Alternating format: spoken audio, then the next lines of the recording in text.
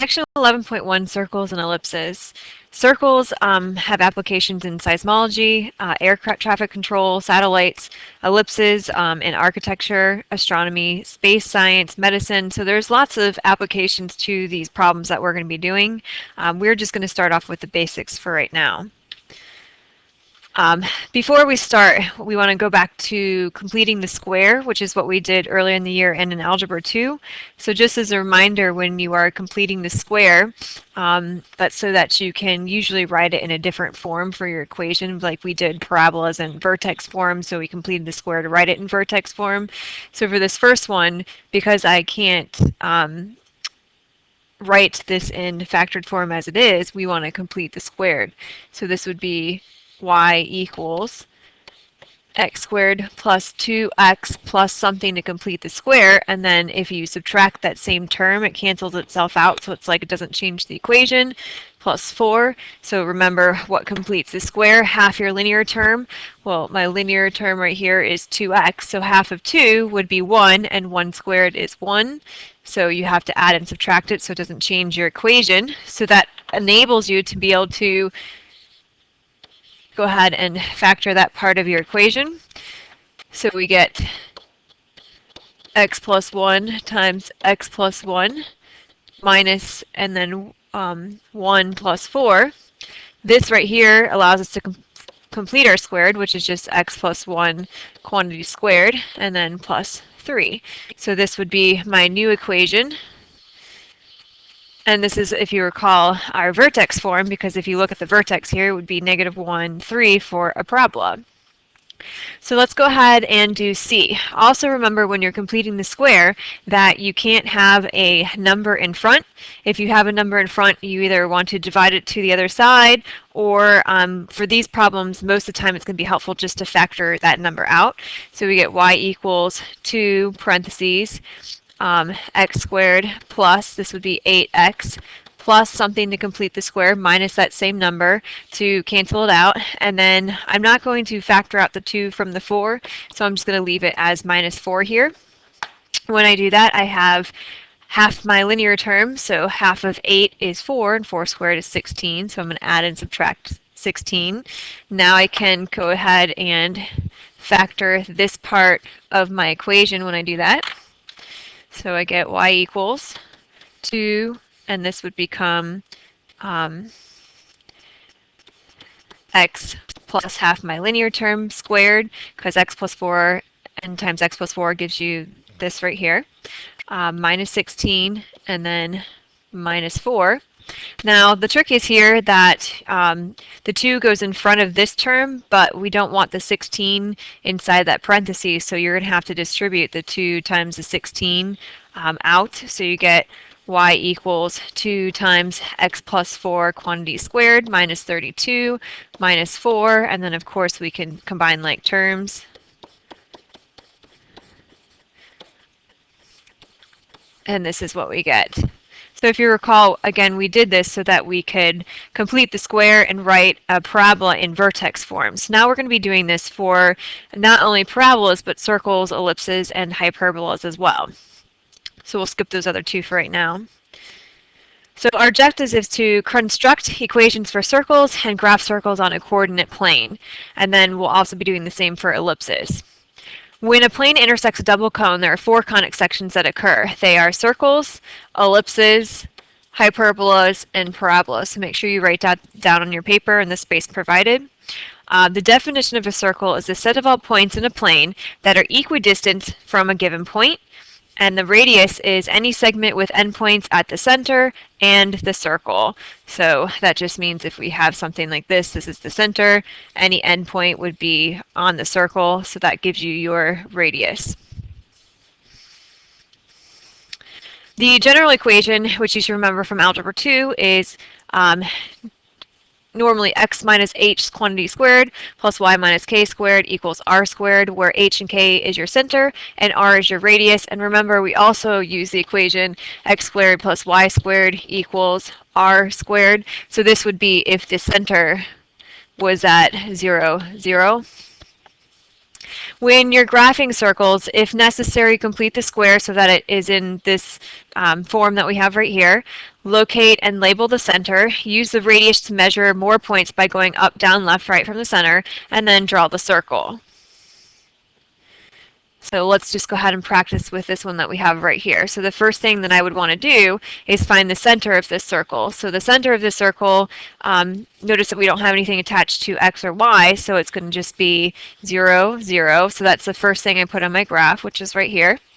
And the radius, so this is your r squared, so then r squared is equal to 16, so r would be equal to the square root of 16, which is 4. So we have a radius of 4 for this circle. So then all you have to do is count up 4, down 4, right 4, and left 4. And then just complete the circle. So of course, if your circle doesn't look quite as nice as this one right here, that's okay. I have a hard time drawing circles as well. It's not always easy. All right, so then let's go ahead and do some more practice. We want to rewrite in standard form, then find the center of radius, and then graph. So if you look at both of these, notice you have an x squared and a y squared. That's usually what helps me decide that I know this is not going to be a parabola, it's going to be a circle, because both those terms are squared. Well, the first thing you're going to want to do is get all of your x terms together, and then you're going to want to get your y terms so that they're together, and anything that doesn't have an x or a y, you're going to put on the other side. So we have x squared minus 4x, and then we're going to have to complete the square so we can put it in our standard form. So plus something to complete the square, minus it to cancel it out. Now I'm going to do the y, so plus y squared minus 16y. And then we have plus something to complete the square minus that same number to cancel it out, equals, and then on the other side we just have negative 64 because we subtracted it over there. So then the next step would be to complete the square.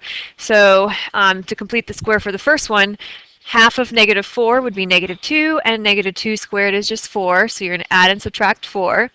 For the next one, half of negative 16 would be 8 negative, and 8 squared would be 64. So now I am able to go ahead and write this part here in factored form. It's always the first three, and you always want to do plus the number and minus the number when you're factoring these problems, so be careful to watch out for that. So this one right here, x squared minus 4x minus plus 4 factors into x minus 2 times x minus 2, which is just x minus 2 quantity squared. And then for the next part we have plus, and then this part factors into y minus 8, because it's always half your linear term squared. And then the next step is that we want to take all the numbers that are left over, like the negative 4 and the negative 64, and we want to put them on the other side. So that means I'm going to add 64 and add 4 to this negative 64 over here. So when I do that, I end up with x minus 2 quantity squared plus, and this would be y minus 8 quantity squared is equal to 64 negative plus 64 is 0, and then you have plus 4, so is equal to 4. So then I can find the center of this. Remember, it's always opposite. So this is your h and this is your k. So the center for this circle, which I'll just write, I guess, over here. So the center is going to be 2, 8, and the radius is equal to square root of 4, which is 2. So that's the first thing I want to find in my circle. I'm going to go over 2 and up 8, which is right here. And then I'm going to count up 2, down 2, right 2, and left 2, and then draw my circle. So let's go ahead and try the next one. So let's do the same thing. So for the next problem,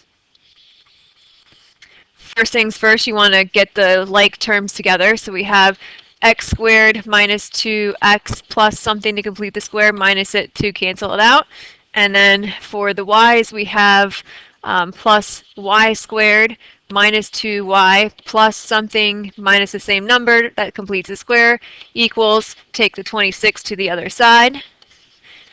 And to find the numbers that complete the square, half your linear term, so half of negative 2 is negative 1, negative 1 squared is 1, and that is for both of them, so that's pretty easy. So now we can go ahead and factor this part here and this part here, so this ends up being x minus 1 squared, because it's always half your linear term, so half of negative 2 is negative 1. Then we have the minus 1 plus y minus 1 squared. And then, of course, don't forget you want to add the constants to the other side. So this is gone, and this is gone, and this gives us 28. So now we have x minus 1 squared plus y minus 1 squared equals 28. And then we can tell that the center of the circle is at 1, 1, and the radius is the square root of 28, which is really equal to 2 root 7, which is really equal to 5.3. So then when I put down the center, I'm going to do 1, 1, which is right here.